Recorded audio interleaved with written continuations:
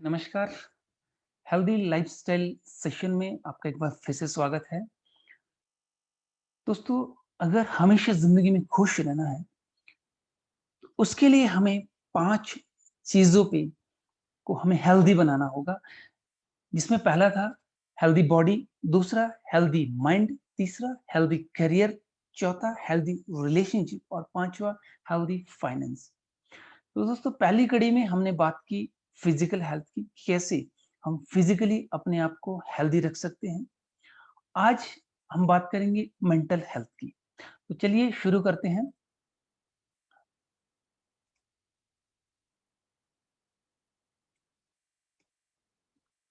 Day 2 का session शुरू करने से पहले हम फर्स्ट सेशन को थोड़ा-सा रिव्यू करेंगे, रिपीट करेंगे। फर्स्ट सेशन में हमने बात की फिजिकल हेल्थ की, कि कैसे हम फिजिकली हेल्दी रह कर के रोग मुक्त और एक स्वस्थ जीवन जी सकते हैं। इसके लिए हमें 5 चीज़ों पे ध्यान देने की ज़रूरत होती है। पहला था थॉट्स, यानी कि हमारे थॉट पॉजिटिव होने चाहिए थी।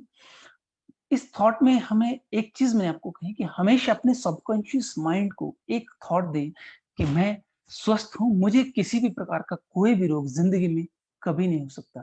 इस पॉजिटिव थॉट को हमेशा अपने सबकॉन्शियस माइंड को रिपीट करते जाएँ और बाकी का काम हमारा सबकॉन्शियस माइंड खुद करेगा। दोस्तों, हमने कहा था फूड के बारे में कि हेल्दी फूड लें, वेजिटेरियन फूड लें।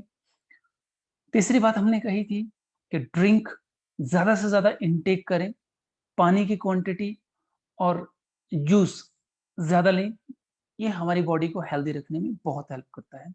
चौथी चीज़ हमने बात की थी स्लीप की, कि हमारी स्लीप डीप होनी चाहिए, डेल्टा स्लीप होनी चाहिए।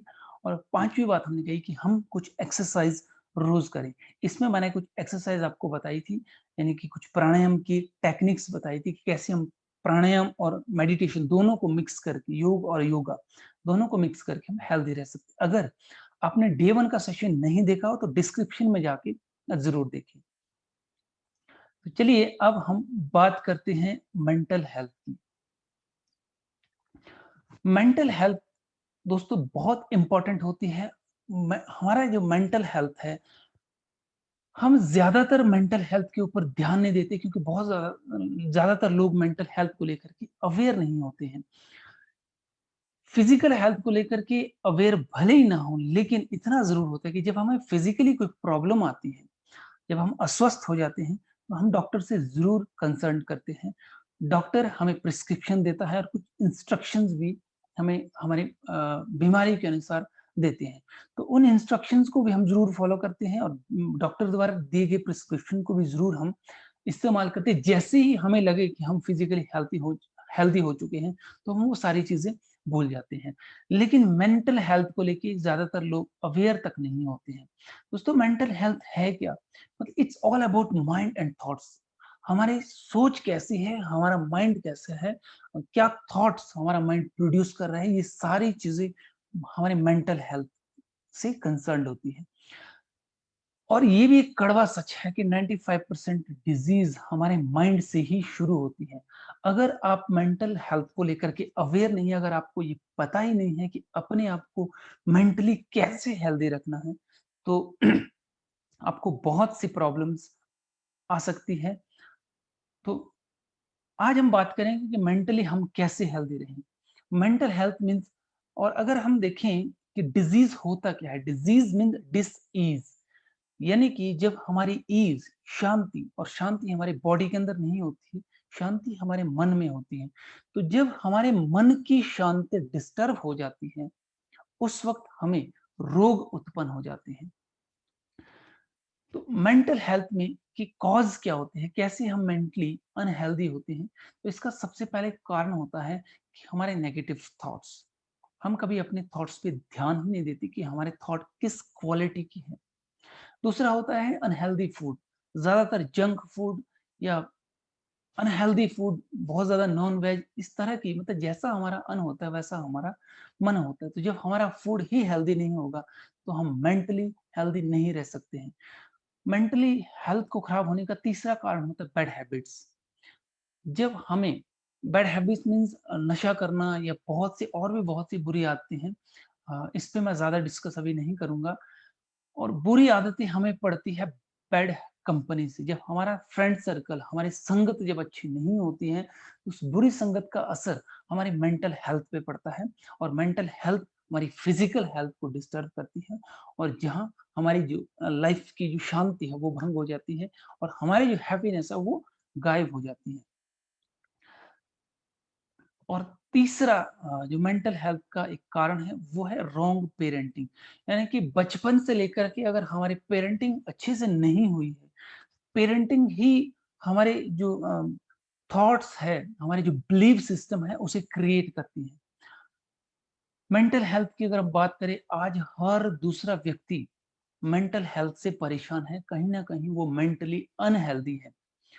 छोटे बच्चे भी आज बहुत ज़्यादा मेंटली अनहेल्दी हो चुके हैं, उनको बहुत ज़्यादा मेंटली डिसऑर्डर्स मेंटल लेवल पे बहुत आ चुके हैं। इन चीज़ों को हमने शायद कभी सोचा भी नहीं है कि हम किस तरह की पेरेंटिंग कर रहे हैं और क्या हमारे बच्चों पे हमारे पेरेंटिंग का असर हो रहा है। तो अगर हम मेंटल हेल्थ की बात करें, अगर हम सिम्पटम्स की बात करें कि क्या मेंटल हेल्थ के सिम्पटम्स होते हैं, तो दोस्तों पहला सिम्पटम है टेंशन, वरीज़। बहुत से लोग चिंतित रहते हैं।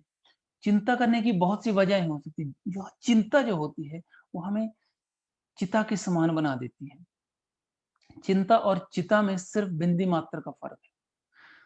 और बहुत से लोग गुस्सा बार-बार करते हैं और हमें ये पता भी नहीं है कि बार-बार गुस्सा आना मीन्स कि हम मेंटली हेल्दी नहीं हैं। जेलसी करना, फ़ियर, डर, आज बहुत से बच्चे भी, अगर बच्चों में ये चीज़ देखें तो बहुत बच्चे मेंटली हेल्थ अनहेल्दी है क्योंकि वो बहुत चीज़ों से उनका फ़ियर है। फ़ियर और फ़ोबिया इतना बच्चों में है कि आपको शायद अंदाज़ा भी नहीं है कि हमारे जो बच्चे हैं कितने अनहेल्दी है मेंटल तौर पे। तो पेरेंटिंग हम फिर किसी नेक्स्ट सेशन में बात करेंगे। आज हम सिम्पटम में मैं सिर्फ़ आपको ये बताना चाह रहा हूँ कि जब ये जो सिम्पटम्स अगर आप में भी है, इसका मतलब है कि आप भी अनहेल्दी हैं। जैसे कि शक करना, बहुत से लोग छोटी-छोटी चीज़ों पे शक करते हैं। कोई अगर देख रहा है तो उनको शक हो जाता है कि ये क्यों देख रहा है? इसका कोई गलत इरादे तो नहीं है, कुछ और तो नहीं। इस तरह के बहुत से नेगेटिव थॉट्स माइंड प्रोड्यूस करना शुरू करता है। ऐसी कंडीशन तब होती है जब हम मेंटली वीक होते हैं। नेक्स्ट है अनएबल टू कंसंट्रेट। अगर आप एक जगह पे फोकस नहीं कर पा रहे हैं, आपके अंदर चिड़चिड़ापन है, मूड आपका बार-बार स्विंग करता है और बहुत से लोगों के पास तो सब कुछ होते हुए भी वो अपने आप को अनहैप्पी समझते हैं। एक खालीपन-सा उनको लगता है कि ज़िंदगी में कुछ खालीपन-सा है। तो ये सारे जो सिम्पटम्स हैं, ये हमारे मेंटल डिसऑर्डर्स के हैं। ईटिंग डिसऑर्डर, कुछ भी खाने का मन नहीं करता है, भूख नहीं लगती है या फिर बहुत ज़्यादा भूख लगती है। जब ऐसी जब कंडीशंस होती हैं, उस वक़्त भी हम कहीं न कहीं मेंटली अनहेल्दी हैं। इनसोम्निया जैसी प्रॉब्लम हो जाती है, नींद नहीं आती है। वो कहते हैं कि रात जो है करवट बदल-बदल के गुज़रती है और इसके अगर थोड़ा-सा जब ये प्रॉब्लम्स मेंटल हेल्थ की ज़्यादा आती है, तो ये प्रॉब्लम जब आगे बढ़ती है, तो आगे बढ़ कर के इनसोम्निया के बाद हमें डिप्रेशन जैसी प्रॉब्लम आ जाती है। आज बहुत से लोग डिप्रेशन का शिकार हो चुके हैं। रीज़न्स बहुत से हैं उसके। उस पे हम डिप्रेशन पे भी हम अलग से सेशन करेंगे और स सिज़ोफ्रेनिया जैसी प्रॉब्लम हमें आ जाती है और हम अगर इसे ज़्यादा डिटेल में ना करके मैं शॉर्ट में कहूँ कि अगर आपका जो माइंड है, वो स्टेबल नहीं है, माइंड स्विंग हो रहा है, थॉट्स आपके नेगेटिव हो रहे हैं, उल्टा-पुल्टा सब सब कुछ ठीक होते हुए भी कुछ ठीक ना लगना, हर वक़्त आप एक भय की स्थिति में अगर आप हैं, अगर आपको इस तरह की कोई भी प्रॉब्लम है, इट मीन्स आप मेंटली हेल्दी नहीं हैं और मेंटल हेल्थ के लिए जिन डॉक्टर से कंसर्न करना होता है, अ, वो होते हैं हमारे साइकियाट्रिक्स और आम लोग साइकियाट्रिक्स के बारे में जानते तक नहीं और कुछ लोग जानते भी हैं तो वो ये कहते हैं कि तो पागलों के डॉक्टर होते हैं। पागलों के डॉक्टर के पास हम क्या जाके करेंगे? दोस्तों साइकियाट्रिक्स पागलों का डॉक्टर नहीं होता है, वो माइंड का डॉक्टर है। अगर आपको मेंटल डिसऑर्डर है, तो हमें डॉक्टर से कंसल्ट करना चाहिए। इसके इम्पैक्ट्स क्या होते हैं? जब हमें ये मेंटल लेवल पे जब हम हेल्दी नहीं होंगे तो इसके जो इम्पैक्ट होंगे। सबसे पहला है लो डिसीजन पावर। हमारी डिसीजन पावर एकदम से खत्म हो जाती है। हम क्या करना है, क्या नहीं करना है, उसका निर्णय हम सही से नहीं कर पाते हैं।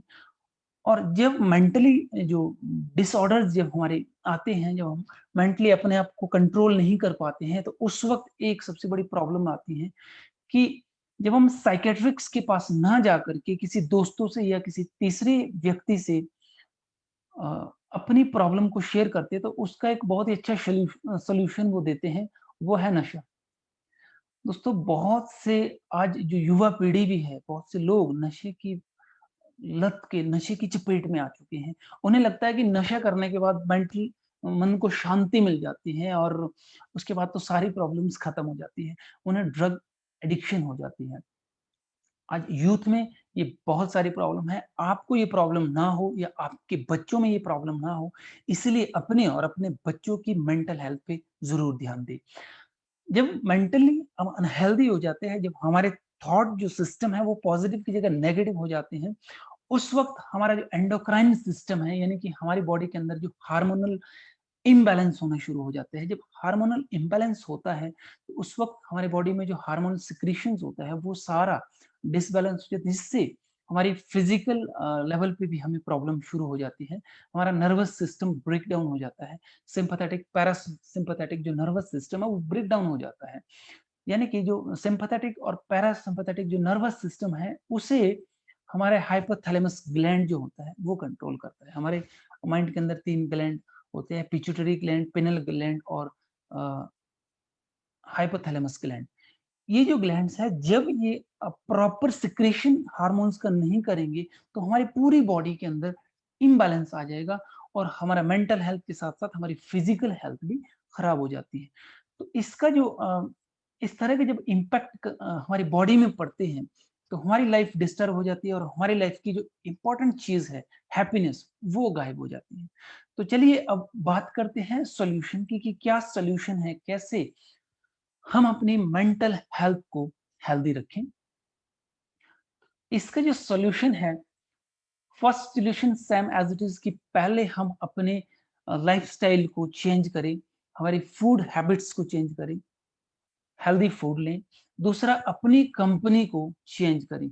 ऐसे लोगों के साथ बिल्कुल भी दोस्ती ना करें, ऐसे लोगों के साथ बिल्कुल भी संपर्क ना रखें जो आपको नेगेटिव आपको जो आपको नेगेटिव थॉट्स दें, जो आपको उल्टी राय दें, जैसे नशे की आदत या फिर ऐसी राय जिसमें आपका भला नहीं होने वाला है, आपकी लाइफ पॉजिटिव नहीं होने वाली, ऐसे लोगों से दूर ही रहें। वो आपके किसी काम नहीं आने वाले हैं, आज या कल वो कहीं न कहीं आपको ऐसे गड्ढे में जा कर के डाल देंगे जहाँ से बाहर निकलना मुश्किल हो जाएगा। इसलिए अपनी संगत पे और अपने बच्चों की संगत पे सबसे पहले ध्यान दें, कि जैसा संग होगा वैसा उसका रंग होगा, यानी कि वैसे ही उसके बिलीफ सिस्टम बनते हैं, वैसे उसके संस्कार बनते हैं और वैसे ही उसकी लाइफ वो अपनी लाइफ को लीड कर पाता है। तीसरी बात है कि आप बुक्स पढ़ें, मेंटली हेल्दी रहने के लिए आप बुक्स पढ़ें। बुक्स सबसे अच्छी दोस्त होती है। अगर आपकी दोस्ती बुक्स से हो जाए, तो इससे अच्छा कुछ भी नहीं है। इसीलिए अपने बच्चों में पढ़ने की आदत डालें। दोस्तों, पेरेंटिंग की एक सबसे जो नेगेटिव पॉइंट है, जो बहुत लोग जो इस गलत धारणा को लेकर चलते हैं, अपने बच्चे को हमेशा पढ़ाई के ऊपर वो प्रेशर डालते हैं उन्हें, और प्रेशर वो पढ़ने के लिए नहीं डालते, प्रेशर डालते हैं कि वो उसे ज़िंदगी में कामयाब होना है तो उसे पढ़ना है, फर्स्ट ग्रेड लेनी है। यानी कि उसके अंदर एक प्रेशर क्रिएट करते हैं ग्रेडिंग सिस्टम का, यानी कि अच्छे मार्क्स लेने का। दोस्तों, ऐसा कभी ना करें, बच्चों को पढ़ने की आदत डालें, पढ़ना बच्चों की मजबूरी ना करवाएँ, मजबूरी ना बनाएँ, बच्चों के अंदर ये उनके माइंड के अंदर प्रोग्रामिंग करें कि पढ़ना उनके लिए ज़रूरी है, उनकी मजबूरी नहीं है। पढ़ना एक आदत डालें, वो अगर पढ़ें तो ज्ञान के लिए पढ़ रहे हैं, नॉलेज को गेन करें। अगर आपके बच्चे के अंदर पढ़ने की आदत पड़ गई, तो वो क्रिएटिविटी उसके माइंड के अंदर आ सकती है, वो प्रेशर ना पड़े उसके ऊपर। पेरेंटिंग पे भी हम फिर बात करेंगे। आज हम बात कर रहे हैं फिलहाल कि आप बुक्स किस तरह की बुक्स पढ़ें। और बुक्स में मैं कहूँ कि सबसे अच्छी बुक्स जो वर्ल्ड की है, दुनिया की, दैट इज़ भगवत गीता। भगवत गीता को ज़रूर पढ़ें। भगवत गीता के बारे में आम लोगों की ये धारणा होती है कि इसे एक लाल कपड़े के अंदर लपेट करके घर में रखें और उसकी पूजा करें। उसकी पूजा करने से कुछ भी नहीं मिलने वाला। अगर कुछ मिलेगा, तो उसे पढ़ने से मिलेगा। भगवत गीता पूजक पूजनीय है, लेकिन वो पूजा करने के लिए नहीं है, वो पढ़ने के लिए है।